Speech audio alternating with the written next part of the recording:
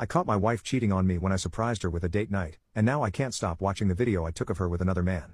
A couple of weeks ago, I decided to surprise my wife with a kid-free night out. My parents live about an hour and a half away, so I arranged for the kids to stay with them for the weekend. Usually, when I visit my parents, I stay until the evening, leaving around dinner time. But this time, I dropped the kids off and headed straight back home to surprise my wife. I made reservations at a nice restaurant and planned to have drinks at a few places beforehand. I left at 8:30 and was back in our housing plan before 12:30. As I pulled onto my street, I saw a truck parked in front of my house.